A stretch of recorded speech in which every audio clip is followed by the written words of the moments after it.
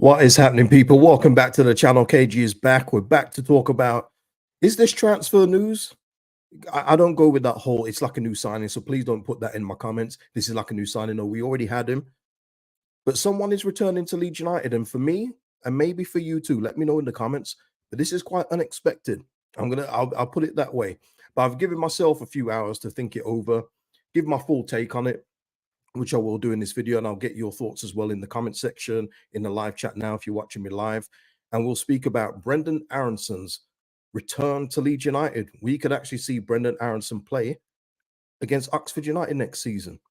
Before we get into it though, housekeeping as always, please like the video. You've got to like the video, people. If you're a supporter of mine, it just helps the video go up, helps the channel get more visibility, and it's free to do. So just click the thumbs up, like the video, subscribe if you want to subscribe. That's minor to me. And drop your comments below if they're sensible. And thank you to Mark, who's become a member of the channel. Listen, the memberships are coming better than when it was in season, which I'm very grateful for because it's summertime and there's no football. So thank you for that support. It really does go a long way, it means a lot. So thank you for that kind of support and from all my existing members. But yeah, listen, we've got some comments here. Carl saying he needs to put pounds on. We'll get into that. Annabelle saying the thought of Brendan Aaronson at Leeds fills me with dread. But then we also have, and Natalie, this is something I'm going to go into actually. He has some ability and was robbed of assists in the Prem because we didn't have a finisher. We'll press better than pro. Also press hype. But he is a presser. That's what he does. But we will talk about that, of course. Ali here saying, I think his press and technical ability could help us in the championship. Level's not as high. Look what it did for Rutter, James, and Somerville. I mean, well, a couple of those names, they need to be taken out in terms of Jorginho and Somerville. We did not see nearly enough of them as we should have in the Premier League. That can't be disputed, you know, because there was somebody else that was always taking the spot, Jack Harrison, who was doing nothing in that spot. But in terms of Dan James, I see the similarities more there. I'll say this though, and we'll get in this. Gavin, I was just going to mention this. This is the one I wouldn't understand at all, is Rasmus, because this guy, I've said it many times, he looks like Bambi on ice. He looks like he's on one leg trying to keep his balance. There's just there's no tech there. You know, with Brendan, we saw glimpses of it, and I'm going to go into that today. But Rasmus, if he's to come back, I know we need a right back, but I think we can do better in this league, in this championship league than Rasmus for me. Brendan Aaronson, though, you know, let's talk about it. Let's talk about it, people. Let's talk about it. It was broken by Graham Smith, who obviously works for the YEP. Brendan, nice. Brendan Aaronson is set for a return to Leeds United this summer after talks with Daniel Farke. Will be a part of the championship promotion bid. The whole article, if you want to get into it, go into it, but it just gives a lot of pop-ups and it will be hard to put on the screen. Somebody gave a little summary on another site, so I'll just read this here. Having spent a season away from Elland Road, Aaronson engaged in talks with Leeds and Farke that the club sources say went positively, leading to a decision to bring him back into the fold. The YAP understands Aaronson had the option of return to Union Berlin, going to get into that in a minute, and there was interest from elsewhere, but his preference was to come back to Leeds to be a part of the promotion effort. Aaronson will report back for pre-season at Leeds once his tournament with the USA is over and resume his White's career in the knowledge that he has work to do with the fan base. And we'll talk about that. One thing I do want to say, though, about the Union Berlin thing, that just liken it to when Angus Kinnear said that we were looking at Jane Anthony from July. It's a load of bull. Union Berlin had no intention of bringing Brendan Aaronson back. So let's get that out of the way. And I've got a very good contact in Germany that will tell me that too. So, you know, that's just all window dressing to say, hey, look, I'm Brendan Aaronson. I could have gone somewhere else, but I've decided to give it a go here at Leeds United. It's bull, but it looks nice all packaged up for PR purposes. One thing we have to say at the base of all this, the reason why Brendan Aaronson is returning to Leeds is because he flopped. All right, so let's get that out of the way. He did not have a good season in the Bundesliga. Yes, it ended more positively than when it started, when all the Union Berlin fans were saying, what the hell is this that we've got on the pitch? But ultimately, if you're out on loan and you've made an impression at a higher level, guess what's going to happen? You're going to get picked up at a high level. That's just the way it goes. The fact that he's coming back means that it hasn't gone very well from him overall at Union Berlin. So let's just clear all that up. Now, the positives for Leeds United in this. Aaron here saying Aaronson returned not feeling it. Well, let's go into it. Let me get some stuff up first. Let's have a look. Couldn't get too much of his Union Berlin stats up, but I'm going to go into his Premier League numbers as well for when he was with us. But here in summary on Fox Sports, Aaronson finished the 23-24 Bundesliga with a strong May, during which he logged 2 assists across 3 appearances. Guys, that means his 2 assists didn't come until the last month, so that really is a strong finish. Combined with 2 goals, he was able to conclude the season with multiple of them scored an assist across 30 appearances, which equaled 14 starts. Again, tells you kind of how much trust he didn't have. The fact that he came on more than half of his appearances sub. Aaronson also created 22 chances to go with 7 shots and 5 crosses on target. So yeah, it's not good, is it? It's not good in terms of the numbers.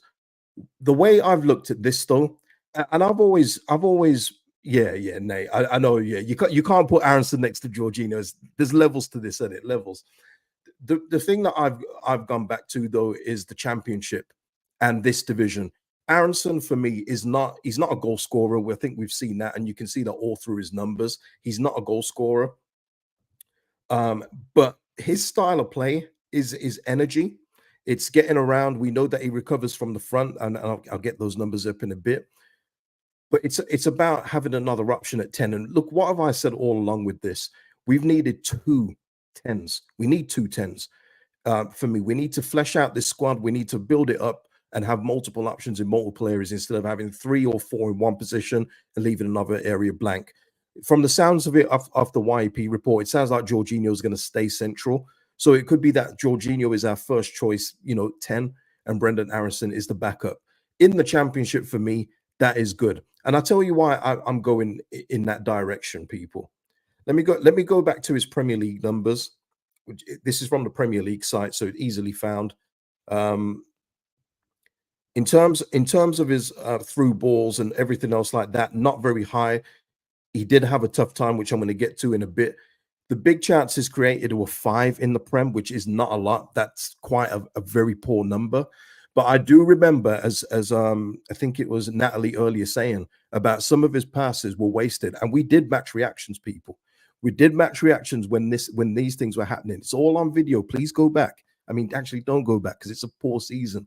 But what I was saying at the time was both he and Tyler Adams were putting through some lovely passes to a certain striker who had the most missed chances missed for that season. Our name is redacted, people. Talked about him enough. But that's the difference between registering assists.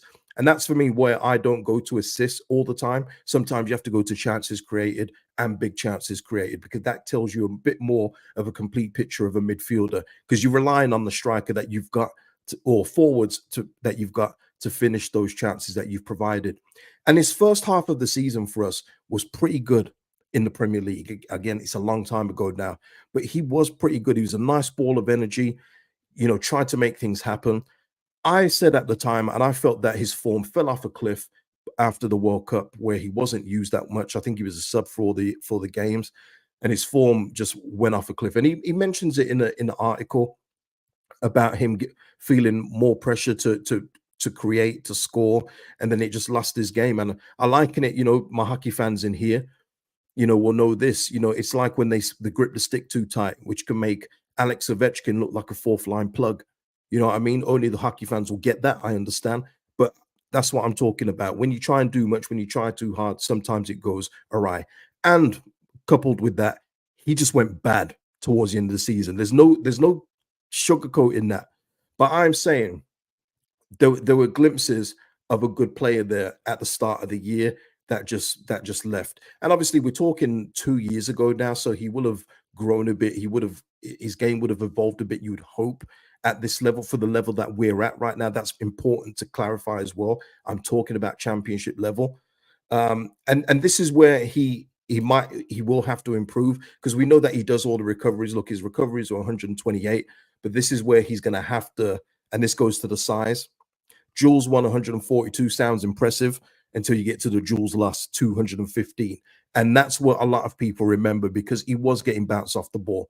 Now, the article I'm referring to, I've read on here before actually, but he was talking about his size. And the article here talking about you wonder whether Aaronson will roll his eyes when this topic is brought up. And this was from maybe November of last year, 2023. And this was his response in regards to his physicality. I think that's fair. I think that is fair. I have a body type that's not, I guess, a Prem type player. I'm not the biggest, I'm not the most physical, but I disagree that I think that it makes the biggest difference. If you look at the best players in the world, Iniesta, Xavi, Modric, they're the strong guys, but they're not like Virgil van Dijk. I think since last year, I've gotten stronger because I've been in the weight room a lot more. I work on it every day. I try and get stronger every single day. But I think I learned that a lot more because I've been the smallest one. So I've always had to be between the lines and smart. And this was the thing that I brought up before because it was infuriating to me why he kept doing it. And this is something that he's going to have to learn, but I'll continue. Also, during parts of the season, I was trying to draw fouls around the box, and people thought, oh, he's going down too easy. But that was just me trying to get fouls. So it's a little bit of both, but I think I can definitely get stronger. And I just want to focus on that because he has to learn from that. And I've said this before, but he has to learn from that. It was never working in the Prem. And I said at the time, I remember, if he feels that he's not getting spoken about by the rest for trying to go down too easy, he's lost his mind. Why does he keep doing that? Because it wasn't that he would get tripped up or look like he's getting tripped up, people. He would literally run in to the back of somebody and go, oh. He would do that kind of foul. I'm like, why are you doing that? That is not going to work. And we've seen this season, people. You've seen Somerville, Jorginho almost get chunks taken out of their ankles and not get a free kick or penalty or shouts, in terms of Nanto as well. So if he feels that that didn't work in the Prem, well, it really ain't going to work in the Championship. So I really hope that he's learned from that. These are his quotes himself. So you hope that he's learned from that and he's got that out of his game. Obviously, try and play clever where you can. You have to, do the dark arts at times. But running into people expecting a free kick, nah, that's not going to work. Stone 37. The Championship is physical, but it's so much slower than the Prem. He's a slippery player, and I think he's going to give Championship defender fits. Yep, Stone, and that's where I go. That's where I go with it. And Ali here, the amount of times he was in goal scoring positions and he tried and win a penalty, he said, or a free kick, Ali. It was infuriating. But Stone, that's where I go with this as well. Once again, clarified, it's the Championship, people. And who's to say Brendan Aaronson? I don't think he's going to get Dan James numbers. I don't think he's going to register those kind of numbers. But what you're looking for is a bit of a space invader. You're looking for someone there to move the centre backs around for your forwards, which hopefully be Mateo Joseph and Joel Peru, unless we go for somebody else as well. And you're looking for that kind of player. And he is that. He is that. He's not the most creative. His numbers say so. But he will give you the occasional key pass. His shots on target aren't that great. So you're looking at this more playmaker type, but he's not a smooth playmaker. He's got to use his size to be a bit more, what's the word I always used before? I can't even remember. But he's got to use his size to be a bit more smarter. He mentioned the players earlier about Xavi, Modric. They use their size to their advantage. They don't use it as a clutch to say, oh, look at me, I'm so small, give me a free kick. No, they use their side to their advantage. Yeah, Bobby, not saying this about Aaronson specifically, but we have to be the most second, third chance given club ever. Yeah. And that goes into it as well. And Bobby's absolutely right. Look, we've seen it. I spoke yesterday about Bamford. I'm not going to go into that again. But I guess what they're looking at is, a comparison to Nanto. Although what I would say, I know Nanto went out on strike and everything else like that under his old agent's advice. But I do think that the loanees trying to get out because they knew there was a limit, I think that was the worst. We saw what they were doing in terms of them trying to get out the door as quick as possible. We was doing streams about a loanees left. It felt like every few days. And then that number, I think, what was it, people? Was it 6, 7? And even Jack Harrison, who was injured at the time, made sure that he got his move to Everton and made sure that he could be one of the numbers that were out on loan. And I just felt that was worse than the whole Nanto thing. I know the Nanto thing looks worse because he's, refused to play off his agent's advice. But yeah, it's slimy. But what I will say from my point is that I don't take that to heart. I don't, it's not a, something for me that goes, that he tried to get out quick. I'm never welcoming back. If he can help at this level, which I believe he can, I'd say welcome back. And you know what, Brendan, prove yourself. Prove yourself. It's all on you. You've got to prove yourself. You've got to show us that, okay, you left when the going got tough. You're back. Show us what you're about in this division. And people, if it goes wrong, we haven't lost anything. He's our player. And some as well. I think Isaac, who sent in a super chat. I'll get to that in a bit. Isaac as well said about his wages in the Prem. Maybe it was around 50K. It's not going to be that in the Championship. So the 49ers, Daniel Farke, are probably thinking, look, we need 2 10s. We've already got one here, and there's probably very little interest in taking him out again. There was no interest from Union Berlin, absolutely none. So you know what? Let's use him. Could he be useful at this level? And that's probably the way they're looking at it. And I don't mind. What are we saying then? What we saying about these people? I do have a few more things that I'm sure I do. Um, let's have a look here. Yeah. I need to close some of these tabs. I've got too many tabs open. Mad, mad. Uh, yeah, and these are just his numbers generally from the Premier League. Gavin here saying at least Aaronson's used to wearing a Red Bull shirt. Isaac, let me get to you first, man, with the super chats. Thank you, Isaac. KG mostly plays on the right wing for the US. Do you think the 49ers wanting to be Cree's replacement? Oh, yeah. Okay. So I was going to say Isaac. Yeah. Sorry. I mean left wing. No, I don't think so. I don't think so. Although he was decent in those half space. Again, I'm just recalling this now. In the first half of the season, he wasn't so deep central. Sometimes he played off the right slash central. It was that like awkward position in the middle of the front three. And that's where he did a lot of his best work in the first half of the Premier League season. So it just gives us another option in that area. But no, I don't see him being a Crescencio replacement. No, I don't. Matt C though saying, I say God help us. You know what? I love it. I love the mixed bag. And please put them in the comments after. It's brilliant. Um, Direct saying the issue is Farke. Is he going to use him? We can bring in Prime Messi, but if Farke keeps loving his players, it's a bit pointless. We shall see. Sai with the super chat. Thank you, Sai. Always supporting the channel. Thank you, bud. Matt is saying 100% Aaronson is a championship player at best. This is why it could work for me. If we get promoted, then he has to go. I'm with that, Matt. He's not a Premier League player whatsoever. And let me make that clear right now. You know, I've said before last year when we got Daniel Farke, I have my doubts about Daniel Farke in the Prem. There's no doubt for me, Brendan Aaronson isn't a Premier League player. No chance. And I would like us. And maybe that's another thing, Matt. If we get a good tune out of him this season, gets his stock back up, and maybe another Bundesliga club will say, oh, well, forget about a Union Berlin stint. He did really well at Leeds. Maybe we could get something out of him. Because I don't see him going to another Premier League team. I just don't see what kind of need a Premier League team would have for a player like Brendan Aaronson at this point in time.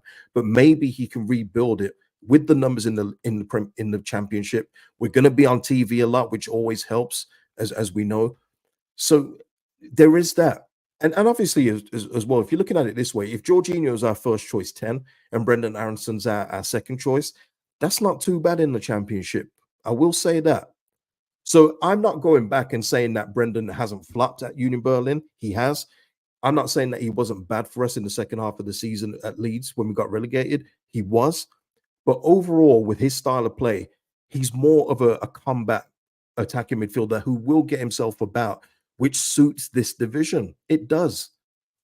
And of course, as well, we're saying all this, people. We've all got our thoughts, whether it's going to work or whether it isn't.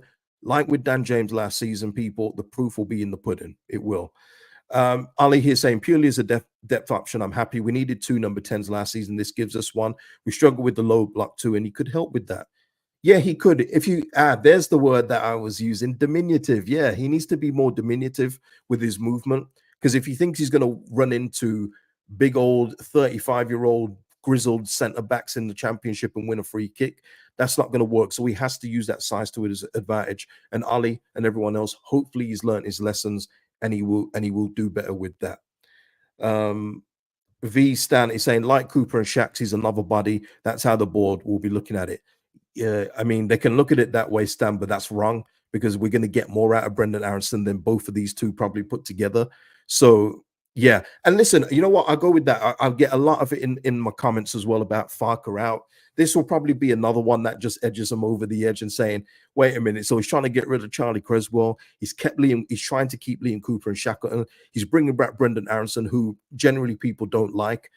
Daniel Farke, he's lost his marble. So, and believe me, people, I will understand your point with that. So, but that it just probably adds a bit of fuel to the fire for those people. I get it, but no, I don't see it stand as him like Cooper and Shackleton, because I do believe in this division, Brendan Aaronson will give us a little bit more, and he will be available when called upon. Unlike Jamie Shackleton, who, when he's been due to be called upon, is either ill or has a glute problem. Those were literally the two things that were wrong with him in terms of the season.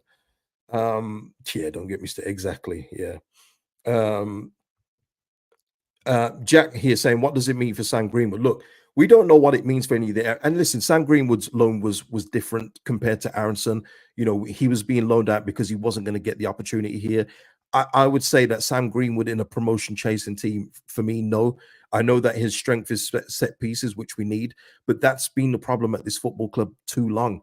If someone's good at one thing and then just cheeks at everything else, we say, yeah, but he's good at, swinging in a cross, or he's good at taking corners. No, we need a bit more of an all-rounder. And that's for me. Listen, we'll talk about that in a bit, because I do want to talk about a midfielder that I would love to get, but we'll do that on a separate stream. And I don't think it really affects us with Brendan Aaronson returning in terms of the midfielder I'm going to be talking about. Gavin here saying, let me just get a sip here. Wait there, Gavin. I'll come back to you. Ali saying, what do you think this means for the future of Joe Gelhardt? I think Gelhardt is to go. I think much like Charlie Creswell, not used, not trusted, no game time. We saw Gelhardt come on for, I can't even remember the game. Was it Sunderland when we were losing? Southampton when we were losing, or was it Norwich when we were winning? Whichever one. He came on for charity minutes, and it was his first appearance in how long? Did well in the cup as well against, was it Plymouth? And then never to be seen again. So I do expect Gelhardt to leave this summer. I do. But Gavin here saying it could well be, KG, that they don't want the embarrassment of a 20 million loss from an investment of 25.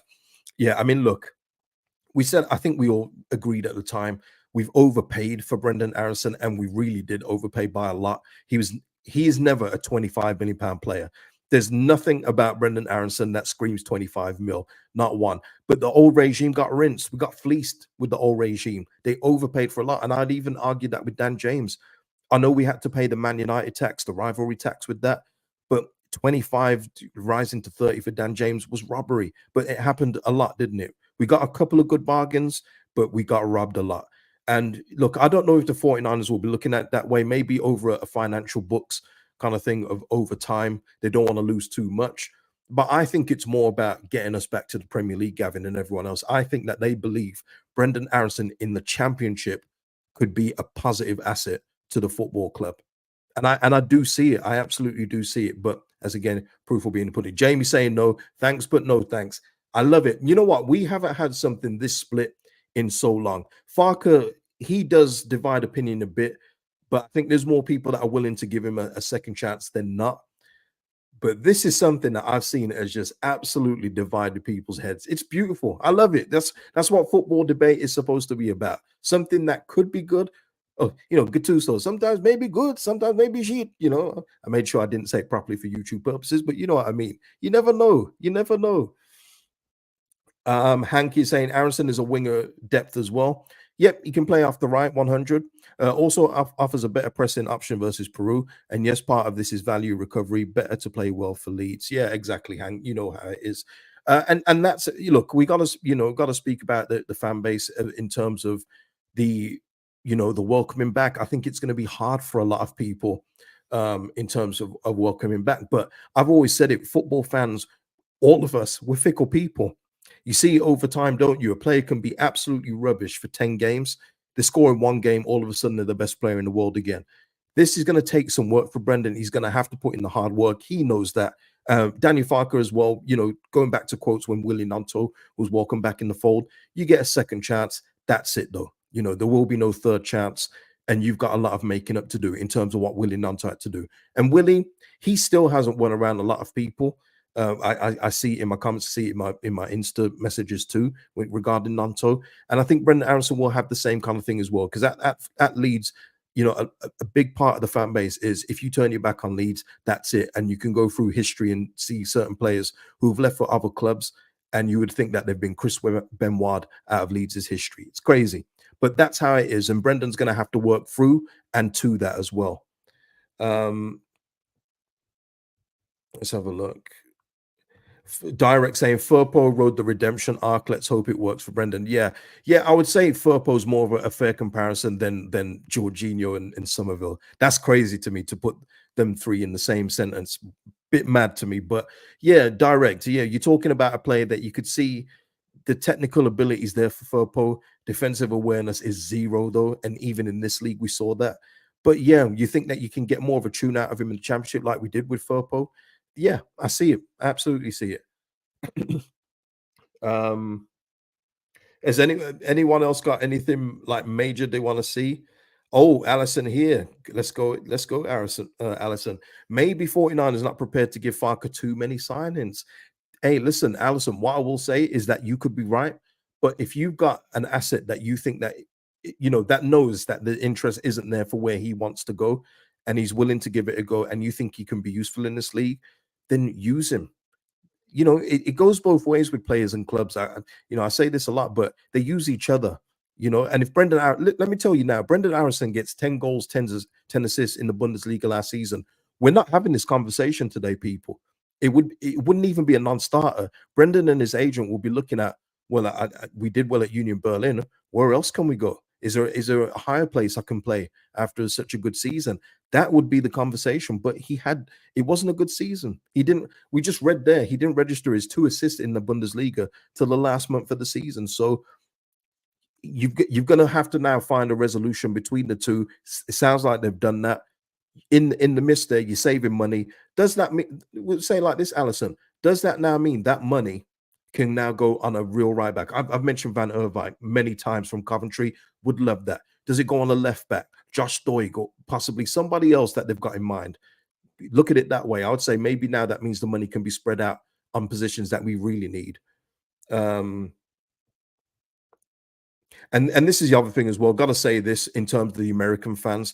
I just hope that it doesn't bring back that annoying fan base. And listen, I love the American fans overall, but there were a few that you could clearly see Brendan Aaronson was struggling and having bad games. And boy, you would think that you dissed their uncle or their mums. It was mad. Like they'd be in the chat, like, you don't know what you're talking about, which is pretty rich, you know, with all due respect. You know, listen, he's welcome back, but you have to judge the performances fairly. And that's all I'd say to you. Matt saying, or a new keeper, cage. Yeah, yeah. Listen, there are things that we need to strengthen in this division, and yeah, that could be it. That could be it. Yeah, yeah. Listen, all fan bases can get in the feelings, but it was the vitriol that they would spew.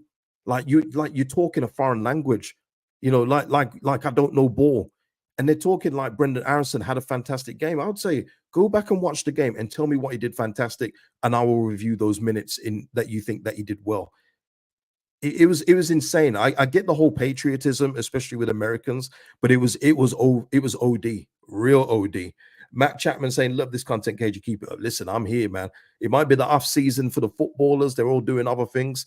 No content creation. It don't sleep, man. Especially when it's transfer season. And just for clarification as well, people, the transfer window opens on the 14th. So that is when everything is open, and we'll hopefully get some bodies in. Let's get one in on the 14th. That would be nice, wouldn't it? But yeah, yeah, Dr. Cox, yeah, Roddick as a keeper. It just makes so much sense for me.